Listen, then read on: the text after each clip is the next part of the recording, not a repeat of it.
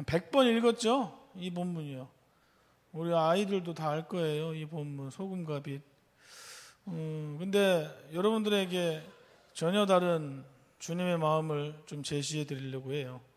받아들이면 여러분한테는 엄청난 유익이 있을 겁니다. 큰 은혜는 뭐 당연하고요. 제가 어떤 인터넷 커뮤니티 사이트, 블로그죠. 블로그나 이 소통하는 사이트에서 한 남자의 고민을 본 적이 있어요. 그 소개팅을 했는데 화면 알아서 잘 넘겨주세요. 예. 소개팅을 했는데 한 여자를 만났는데 너무 마음에 드는 거예요. 외모도 너무 이쁘고 그 남자도 괜찮았고 남자 직업도 괜찮고 여자 직업도 기가 막히고 성격 모든 것이 마음에 들었어요. 근데 처음 만나서 이야기를 해도 전혀 어색함이 없이 이런 게 천생연분인가 하고 이제 집에 돌아와서 밤에 와서 서로 카톡을 하는데 연락처를 주고받고 이제 집에 돌아와서 하는데 여자분의 프로필이 심상치가 않은 거예요. 카카오톡 프로필이. 뭐 요즘은 프로필도 조작하는 사람도 있지만 십자가가 있고 하나님 말씀이 문구가 있는 카톡을 하다가 이 남자가 혹시 교회 다니시냐고 했더니 여자가 그럼요. 예수 믿는다고 했더니 이 남자가 거기서부터 막힌 거예요. 혼자 끙끙 앓고 있다가 실제로 커뮤니티 사이트에다가 글을 올렸어요. 여자가 너무 마음에 드는데 교회를 다닙니다. 자기 혼자 또 얘기할 수 없으니 커뮤니티 올려서 어떤 위로를 듣고 싶었나 봐요. 근데 올리자마자 엄청난 댓글이 달았어요. 다음 화면 나오나요? 이거는 일부고요. 당장 헤어지라는 거예요. 그 여자랑. 그래서 무슨 그 여자에게 무슨 문제가 있어서 그런 게 아니라 그냥 교회에 다니는 것 자체가 잘못된 거예요. 댓글에 내가 안 썼어요. 일부러. 개독교인이라 그러면서 진지하게 만나기 전에 헤어지라는 거예요. 그 반응이 거의 90% 이상이에요. 여러분, 우리 예수님 믿는 여러분과 저도 이제 처음에 회심하기 전에 안 믿는 상태였지만 우리 특별히 이 믿는 사람들끼리 시집 보내고 장가 보내는 걸 굉장히 의롭게 생각하잖아요. 근데 세상은 전혀 동요하지도 않고 콧방귀도 안 껴요. 제가요, 회심하기 전에 아내를 만났을 때 와이프 아버지가 목사님이라고 해서 제가 굉장히 좋아했겠죠? 굉장히 좋아했을까요? 아니요. 제가 여기서 거짓말하면 됩니까? 너무 싫어했어요. 심지어 결혼은커녕 와이프 아버지가 목사라는 이유로 그거 하나만으로 결혼을 하지 않으려고 했던 적도 있어요. 사랑하는 성도 여러분, 요즘요 보면 교회가 사회에서 욕을 굉장히 많이 먹고 있어요. 속상하시죠? 네? 안 속상해요? 속상하잖아요. 그런데 기독교 역사를 보면, 교회사를 보면요, 이 땅에 처음 교회가 시작했을 때에도요 칭찬을 받았을까요? 욕을 먹었을까요? 네? 욕 먹었어요. 무지하게 욕을 먹었어요. 처음 교회를 뭐라고 하죠? 다 아시죠? 초대교회요. 초대교회 때는 욕을 먹는 걸 넘어서 핍박을 받았어요. 심지어 예수님을 믿는다는 이유 하나로 죽임을 당했어요. 초대교회 때나 지금이나 교회가 욕을 먹는 것은 욕 자체는 차이가 없어요. 그런데요, 오늘 깊이 생각할 게 하나가 있습니다. 여기서 중요한 게 한 가지가 있어요. 초대교회 때 욕먹은 거랑 오늘날 우리가 교회가 욕먹는 거랑 이유가 달라요. 대부분 종교 지도자들이 뭉뚱거려서 설명하시더라고요. 예수님 믿는 사람들이 세상으로부터 핍박받았다고 말을 해요. 지금도 그렇게 얘기하는 것 같아요. 뭐 방송에 나와서도 그런 얘기, 핍박받고 있다. 설교 시간에도 뭐 많은 설교자들이 그렇게 생각합니다. 얘기하고 오늘날에도 동일하게 교회가 핍박받는다고 말해요. 죄송하지만 저는 좀 다르게 생각해요. 초대교회와는 전혀 다른 의미를 가지고 있다. 여기서 시작돼야 됩니다. 우리 사랑하는 참 아름다운 교회 성도님들, 초대교회 때는 교회가 왜 욕을 먹고 핍박을 받았냐면 세상과 너무나 달라서 그래요. 뒤에 잘 들려요? 예. 세상과 너무나 달라서 욕을 무진장 먹고 십자가에 꺼들어 매고 짐승한테 물려 죽이고, 교회가 세상과 너무나 달랐기 때문에 욕을 먹은 거예요. 잘 생각하셔야 돼요. 세상 권세를 잡고 있던 그 나라에서 교회, 너희는 왜 우리랑 다르게 사냐? 핍박한 거예요. 우리가 나란 일 하면 교회 너희들도 좀 정치에 좀 참여하고, 우리가 사회에서 어떤 복지 문제나 영향력을 끼치면 교회도 좀 사람들 좀 보내서 같이 사회 일도 좀 하고, 좀 교회가 좀 거들고, 경제적으로 좀 어디 투자 좀 하면 너희들 헌금 걷잖아, 예물, 그거 좀 경제 좀 투자 좀 하고, 이런 걸 원했어요, 초대교회. 근데 초대교회는 그런 가치관은 이런 것과 무관하게 전혀 다른 가치관, 오직 복음 하나만 믿고 세상 속에 있지만 세상과 절대 타협하지 않았기 때문에 그들은 핍박받았습니다. 하지만 오늘날의 교회의 모습은 저는 정반대라고 생각해요. 세상 사람들이 욕하는 건 이겁니다. 교회가 세상과 다르지 않다고 욕을 해요. 십자가 달아놓은 여러분 예수 그리스도 아멘 아멘 주여 주여 하는 그 교회가 세상과 다를 바 없다고 세상 사람들이 너무나 잘 알아요. 교회가 세상과 너무 똑같아서 욕먹는 거예요, 지금은. 교회 다니는 사람들을 더하다가 욕을 하고, 교회가 정치에 참여하고 사회에 들어가고 돈 벌러 경제에 훅같이 빠져갖고, 그것도 지도자들이 말도 안 되는 소리, 무슨 핍박을 받는다고 얘기를 하고, 제가 보기엔 본인 밥그릇이 날아갈 것 같으니까 그렇게 얘기하는 것 같아요. 사랑하는 성도 여러분, 우리가 이 초대교회와 같은 오늘날의 우리 교회가 받는 고통과 핍박이 전혀 다른 거를 우리가 깊이 생각하셔야 돼요. 그래야 빛과 소금이 걸 여러분이 이해할 수가 있어요. 그렇다면 여기서부터 또 질문이 들어가요. 갈등이 생기죠. 오늘까지 혹여나 그렇게 내가 인정하고 살았다면 목사님 저 어떻게 살아요 그럼? 바로 이 질문이 나오지 않겠어요? 세상에 있지만 세상에 속하지 않는 그런 교회, 교회 다니는 사람들은 세상에서 어떻게 살아야 할까 그럼? 그럼 기독교인이 세상에서 어떻게 살아야 하는지 대한 건 역시 성경에 많이 나와 있습니다. 오늘 바로 본문이에요. 오늘 본문을 바로 교독했지만 합독해서 다시 한번 읽어봤으면 좋겠어요. 5장 13절부터 16절까지입니다. 다시 한번 읽어보겠습니다. 시작. 너희는 세상의 소금이니. 다시 한번 읽어봅시다. 시작. 너희는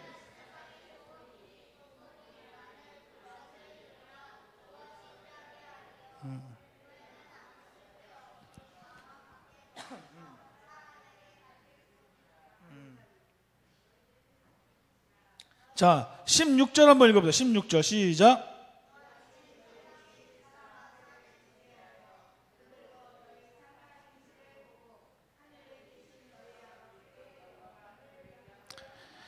자, 여러분 주일학교 때부터 신앙생활 해오신 분들 이거 엄청 많이 듣던 말씀이죠. 그죠? 소금과 빛이라는 거예요. 이 비유를 한번 천천히 살펴볼게요. 우선 좀 확실하게 짚고 넘어갈 게 있습니다. 제가 항상 뭐라고 설명해야 되나요? 지금은 제가 이제 부교육자니까 담임 목회하면 좀 이걸 짚고 넘어가려고 해서 항상 뭐냐면 화면 한번 보여줄래요? 이게 굉장한 차이가 있거든요. 저도 이것도 좀 충격을 받았어요. 예전에 시험 볼 때. 자, 1번 한번 읽어볼까요? 시작. 자, 2번 시작.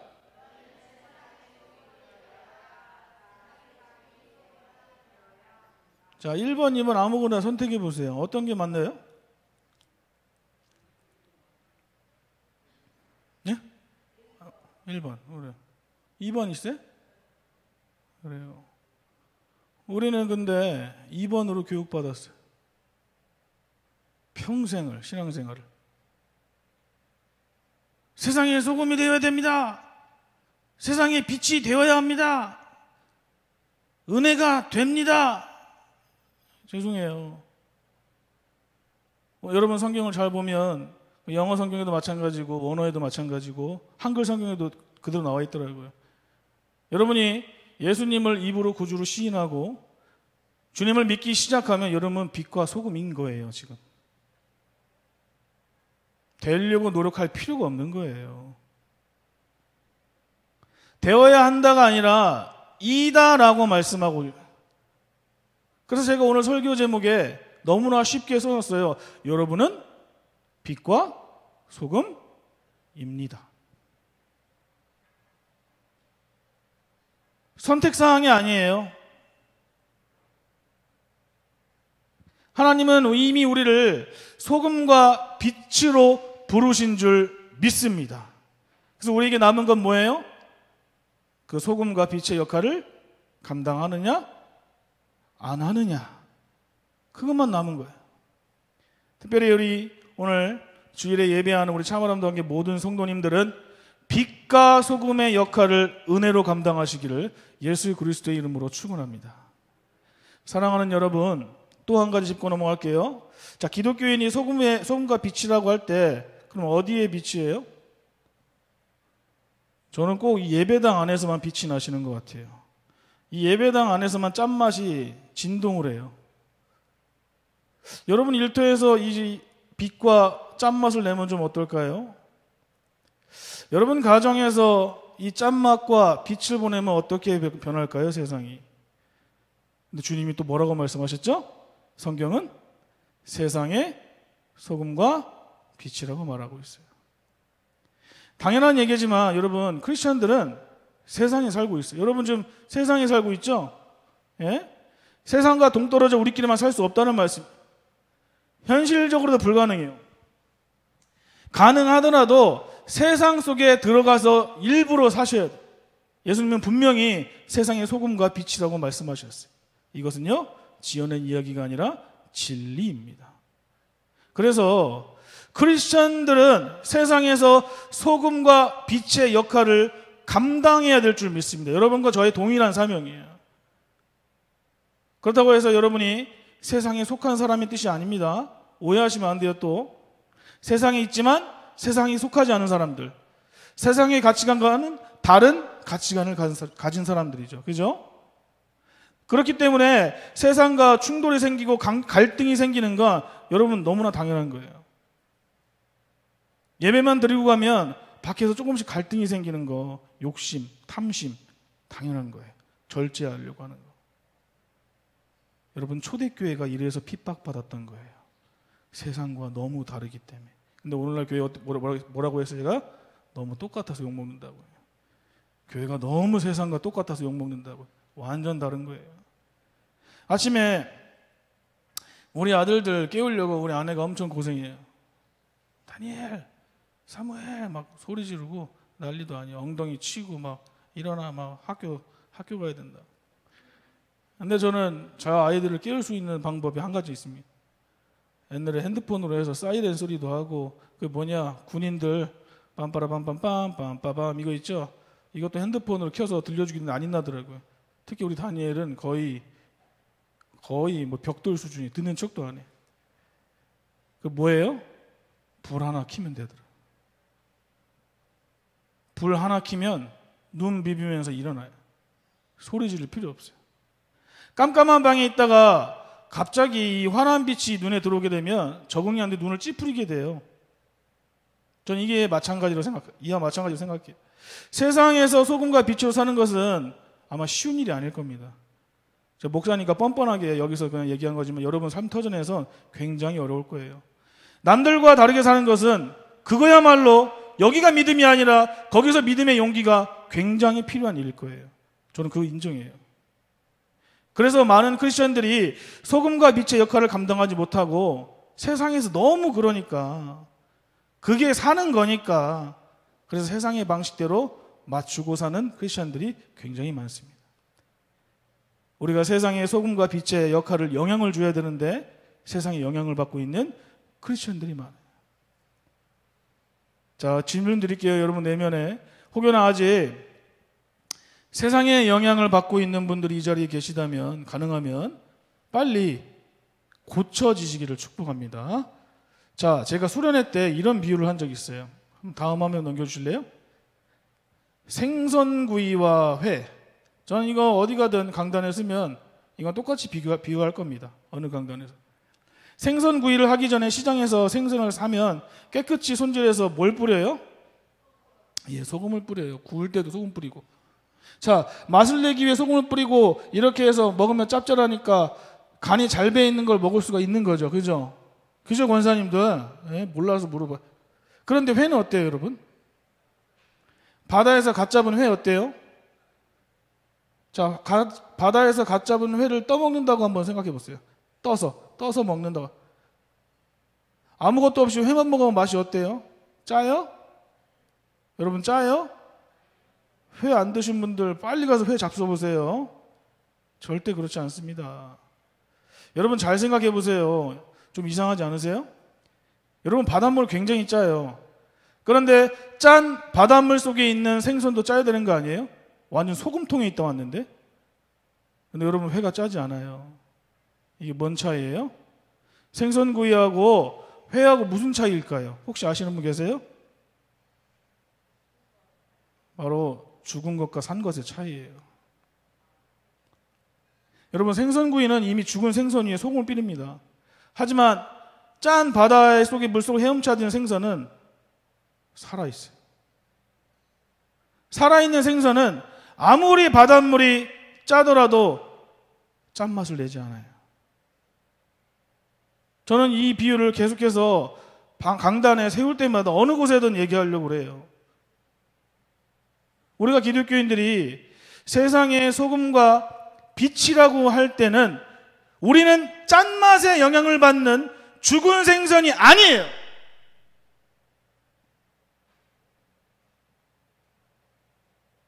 짠 바닷물 속을 유유히 헤엄치는 살아있는 사람들이 우리예요.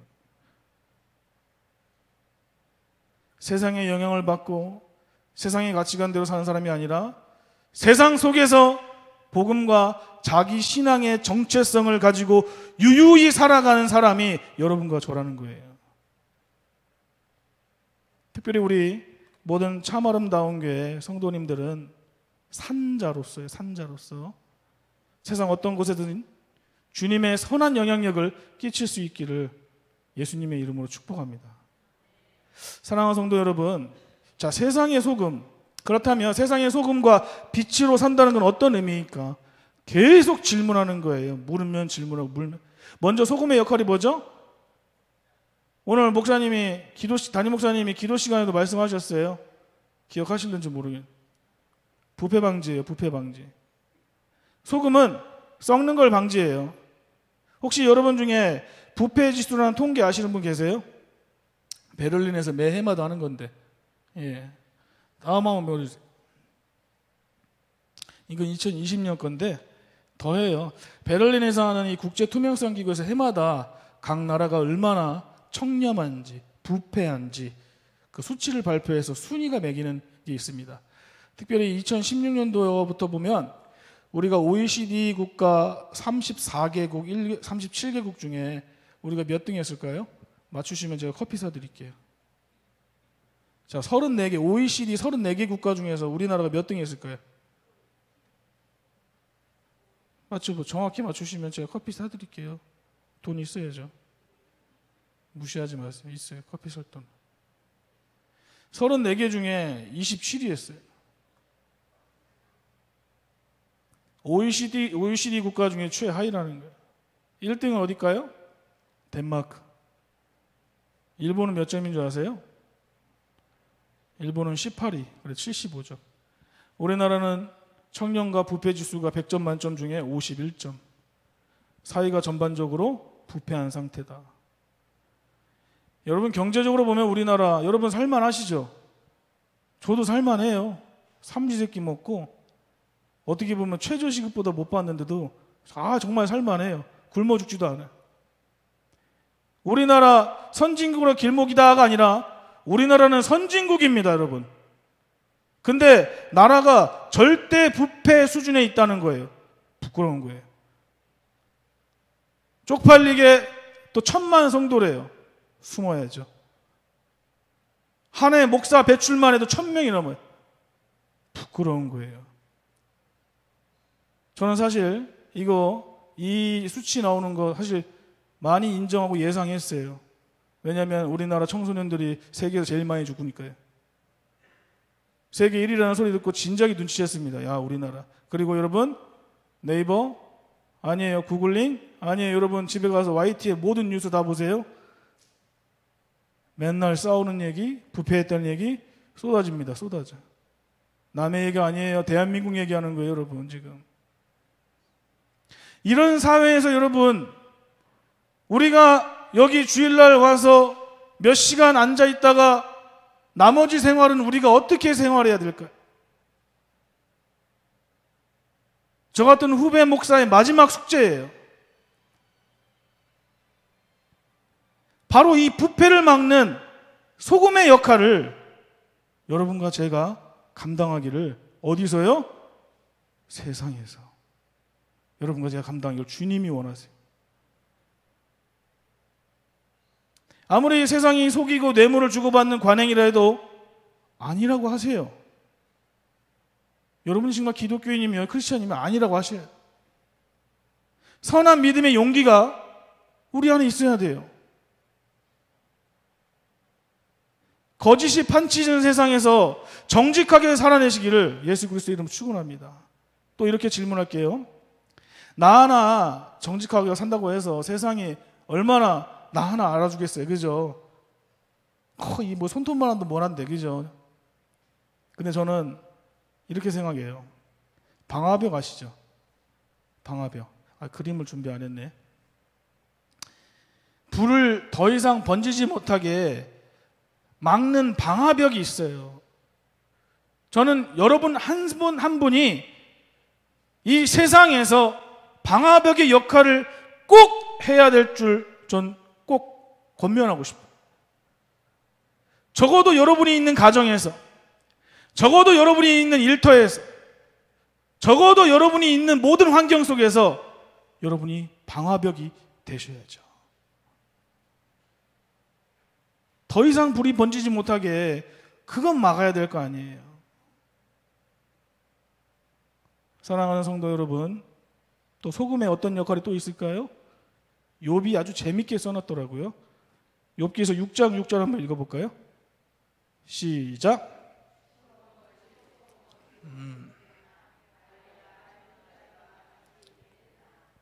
자, 음식은 결국에는 간이 돼야 맛있죠. 그죠? 간이 되어 있다는 말은 결국 뭐예요? 짠맛이에요. 다른 거 없어요. 맛있다는 건 짠맛이 적정하게 맞다 이런 얘기예요. 사람들이 음식을 맛있다고 하는 것은 이 짠맛을 느끼는 겁니다. 바로 이렇게 크리스천은 세상에서 맛을 주는 사람인 줄 믿어요. 살맛 없고 청소년들이 매일같이 죽어가는 이 땅에 전 세계에서 꼴찌 OECD 국가 중에 돈만 많고 마음은 텅 비어버린 1000만 성도를 자랑하는 대단한 대한민국, 이런 살맛 없는 세상에 여러분과 제가 그 맛을 주는 사람이 되었으면 좋겠어요. 그런데 요즘 교회 다니는 사람들 보고 정반대소를 많이 하죠. 기독교인들 때문에 행복하다는 이야기보다 짜증난다는 얘기를 많이 해요. 싫다는 이야기. 저도 센터에 다니면서 제가 이제 목사인 걸 다 알아서요. 저만 오면 이제 안 좋은 단점만 얘기해요.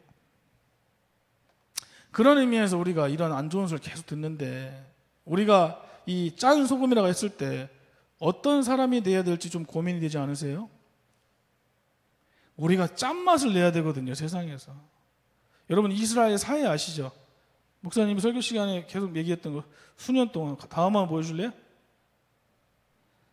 저 이스라엘 사해입니다. 사해가 뭔지 아시죠? 죽은 바다예요. 죽은 바다. 바다인데 너무 짜갖고 사해예요. 너무 짜서 생물이 살 수 없을 정도인. 하지만 여러분 바다는 다릅니다. 여러분 바다도 짜요 안 짜요? 짜요. 짠 바다 안에서 수많은 생물들이 현재도 풍성하게 살아가고 있습니다. 교회는 사회가 아니라 여러분과 저는 바다가 돼야 돼요. 특별히 우리 참 아름다운 교회 모든 성도님들이 정말 세상의 모든 사람들을 넉넉히 받아줄 수 있는 바다가 되기를 소망하며 주님의 이름으로 축복합니다. 이렇게요, 여전히 짠맛을 잃지 않고 세상의 더러움을 깨끗하게 정화시키는 바다, 그럴 때 세상은 우리 참 아름다운 교회 성도님들 한 분 한 분 때문에 더 행복해질 수 있고 더 나은 세상을 경험할 수 있는 거예요. 바다 같은 우리 성도 여러분, 마지막으로 빛의 역할을 알아보고 좀 끝내려고 합니다. 빛은 밤에 자신이 어디에 있는지를 좀 가리키고 보여주죠. 여러분 차를 한번 생각해 보세요. 화면 보여줄래요? 앞에 있는 건 전조등이고 뒤에 있는 건 후미등이라고 합니다. 근데 하나라도 없으면 될까요? 안 될까요? 밤에? 큰일 나요. 앞에 전조등은 앞에 밝히는 역할을 하지만 또 다른 중요한 역할이 있어요. 다른 차가 또한 사람에게 내가 여기 있다는 걸 알려주는 게 전조등의 역할이에요. 또 전조등은 내 앞에 오는 차에게, 사람들에게, 후미등은 내 뒤에 따라오는 차에게, 사람들에게 신호함을 알려주고 사고를 막아주는 겁니다. 필요해요? 안 필요해요? 저는 그래서 교회가 이렇게 돼야 된다고 생각해요. 어두운 세상에 빛이 있다는 것을 세상 속에 여러분이 들어가서 알려주는 거예요. 여러분과 제가 해야 될 역할. 다들 세상 사람들은 어디로 간지 모른 채 한쪽으로 계속 가고 있어요. 그때 우리가 주님의 마음으로 세상을 다르게 사는 사람들도 있다는 것을 여러분이 일터에서, 가정에서, 학교에서 보여주는 겁니다. 세상의 가치와 다른 가치, 세상의 방법과는 다른 방법으로 살 수 있다는 것을 여러분이 보여주는, 그게 교회예요. 여러분이 교회고, 그 역할을 하는 교회가 바로 너무나 아름다운 빛이신 여러분들 줄 믿습니다. 빛의 또 다른 역할이 있습니다. 누구나 아는 역할이죠. 어두운 곳을 비치는 역할이에요. 세상은 점점 악해진다고 할 때 이 악한 세상을 밝게 비치는 곳이 저는 교회밖에 없는 줄 믿어요. 그럼 교회는 어떤 역할을 감당할 수 있을까요? 또 질문하세요. 이 어두운 세상에 어떻게 하면 목사님 빛을 비출 수가 있을까요? 오늘 본문에 나와버렸네요. 큰일 났네. 이렇게만 살면 돼요.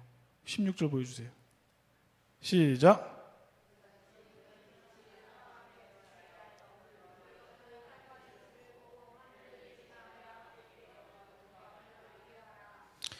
여러분, 빛 가지고 추상적인 설교를 너무 많이 들었어요. 빛은 뭐다, 빛은 뭐고, 빛을 낼 때 뭐 한대.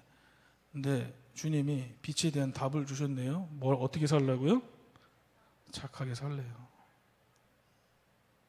여러분, 우리가 빛을 비춘다는 것은 후레쉬를 비치는 게 아니에요. 이렇게 바로 우리 성도님들이 세상에서, 교회에서, 여러분 가정에서, 일터에서, 학교에서 착한 행실을 세상에게 보이는 게 빛을 비추는 거예요. 착하게 사시기를 축원합니다. 여러분, 교회 다니는 사람은 겁나게 착해야 돼요. 예? 겁나게 착하셔야 된다고요. 그래야 세상에 빛이 될 수 있다고 말씀하시는 거예요. 대대적인 행사도 하고 캠페인도 하고 뭐 사회를 바꾸기 위해 여러 가지 행사를 하는 거 굉장히 좋아요. 근데 저는 이 근본이 바뀌어야 돼. 교회가 이 행사만 막 하다 보니까 정신이 팔려갖고 이 근본적인 모습을 잊어먹어. 겁나게 착해야 되는데 하나도 안 착한 모습이 여기만 벗어나면 왜 이렇게 자주 목격되는지 모르겠어요. 이 죄인들 눈에도. 예수님 믿는 성도님들은 굉장히 억수로 착한 사람이 돼야 됩니다. 최소한 여러분 주변에 있는 사람들에게 야, 너 진짜 착하다. 야, 친절하다. 오늘까지 혹여나 조금만 들으셨으면 오늘 이후에 많이 들으셔요. 예? 그런데 세상이 약하다 보니까 이런 경우가 있어요. 착하다는 말이 별로 요즘엔 좋지 않아. 나쁜 남자도 항상 유행했죠. 착하다고 하면 좀 어리숙하고 모자란 사람처럼 의미를 두는 게 사실이에요. 근데 왜 그럴까요? 왜 그래요? 내가 우리 전도사님한테도 미련하게 착하다 그래요. 왜 착한 사람 이미지가 이렇게 됐을까요? 왜요? 착한 사람은 손해본다고 생각하기 때문에 그래요. 여기서부터 잘 들어주세요. 세상은 좀 영악하게 살아야 세상에서 손해보지 않는다고 실속을 챙길 수 있다고 가르치고 생각합니다. 아마 여러분 학교나 일터나 어느 공동체나 이렇게 돌아갈 거예요. 저도 이 말에 동의는 해요. 착하게 살면 손해봐요. 굉장히 손해볼 겁니다. 그런데 죄송하지만 여러분 손해보세요. 여러분이 주님을 정말 사랑하면 손해보셔야 됩니다. 세상에서 소금으로 빛으로 살아가면서 손해보는 일이 안 생기면 의심해봐요, 스스로. 남 정죄하지 말고. 여기 월상 예배 때 목사님이 초 키죠? 지금 반 이상 달았어요. 초가 어떻게 빛을 내요, 여러분? 초가 어떻게 빛을 내요? 자기 몸을 녹이면서 빛을 내요. 여러분 소금 알죠? 소금? 설렁탕 먹을 때 소금 넣으시죠? 소금이 국에 들어가면 둥둥 떠 있어요, 위에? 녹아요. 자신이 녹아야 맛을 내는 겁니다. 여러분이 손해를 보셔야 빛을 낼 수가 있어요. 이런 자기 손해가 있을 때 교회가 소금과 빛의 역할을 감당할 수 있는 거예요. 우리가 이걸 안 하려고 했어요. 소금과 빛이신 여러분 한번 생각해 보세요. 우리는 누군가의 손해 때문에 은혜를 받은 사람들입니다. 누구의 손해일까요? 우리는 하나님의 손해예요. 하나님이 우리를 구원하시기 위해 우리가 상상할 수도 없는 아들 손해를 보셨어요. 사랑하는 유일한 독생자 예수 그리스도를 십자가에 처참하게 박히고 손해를 보셔야 죽게 한 엄청난 손해를 보셨어요. 이 손해로 우리는 죄를 구원받았고 하나님을 아버지라 부를 수 있는, 신을 아버지라 부를 수 있는 하나님의 자녀가 된 거예요. 이런 우리에게 하나님은 세상에서 너무나 사랑하지만 우리 아들, 딸들이 좀 세상에서 손해보며 살 것을 주님이 오늘은 원하고 계세요. 우리가 이렇게 여러분 세상 안에서 교회 안에서 손해보면서 착하게 살 때 그제서야 세상 사람들은 우리의 모습을 보고 아, 저 예수쟁이들이 하나님께 영광을 돌리는구나.